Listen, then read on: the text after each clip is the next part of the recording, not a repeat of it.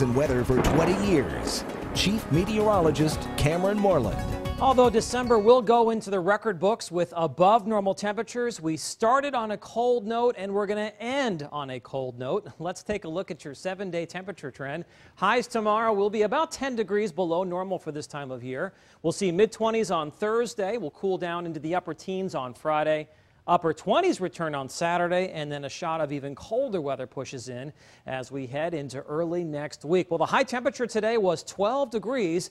That is the coldest high temperature since March 2nd. You can see high temperatures across the southeastern half of the state today were mainly in the teens. However, across central and northern Wisconsin, high temperatures were only in the single digits. What's going on? Well, take a look at this high-res satellite shot from earlier today. It clearly shows what's going on. Where it was colder, there was snow on the ground. When the sunlight hits that snow, it's reflected back into outer space. When the sunlight hits that brownish, greenish ground that most of us are seeing, it absorbs it and then it warms our temperature. So that's why we had such a big contrast between really, really cold and just cold earlier this afternoon. You can see the impacts of where there is snow on the ground even this evening with the current temperatures. Antigo right now, 7 degrees below zero.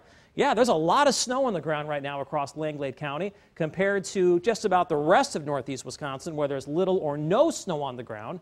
Temperatures are a lot warmer. 10 degrees in Manitowoc, 8 in Oshkosh. It's currently 7 degrees in Sturgeon Bay. Right now in Green Bay, it is 8. We have clear skies with westerly winds at around 10 miles per hour. It's 7 in Appleton, but you got to factor in that gusty westerly wind.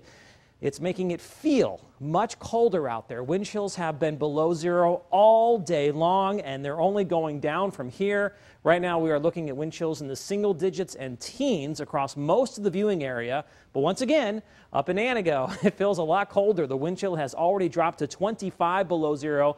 By tomorrow morning, we could be looking at wind chills close to 35 degrees below zero. This is where we have that wind chill advisory north and west of the Fox Valley. It actually extends all the way back to the north and west across the northern plains thanks to a large area of Arctic high pressure. It was today's weather maker. We had sunshine from beginning to end, and tomorrow we'll start the day with a lot of sunshine, but we'll start to see some clouds increase as we move into the afternoon. Now, with high pressure directly overhead tonight and clear skies, it is going to be frigid.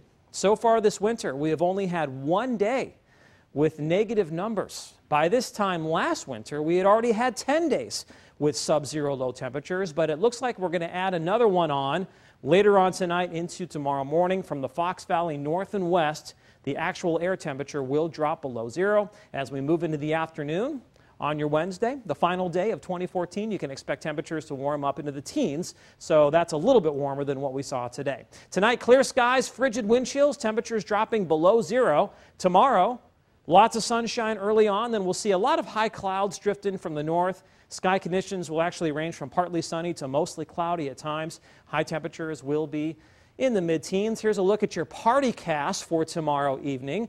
By 10 o'clock, look for mid-teens. Mid-teens as you welcome in the new year at midnight. And when you're heading for home during the early morning hours of Thursday, you can expect temperatures to be holding steady, mainly in the mid-teens. And it's still going to be breezy, so wind chills will be below zero. For New Year's Day itself, we'll see clouds mixing with some sunshine, maybe a couple of flurries or a period of light snow. Colder weather behind that system on Friday, and then a stronger system moves in Saturday evening into Sunday morning. It looks like that system will produce accumulating snow across the viewing area. With that in mind, and with snow on the ground, when the next batch of cold weather pushes in by Sunday afternoon, we can expect high temperatures to be much colder.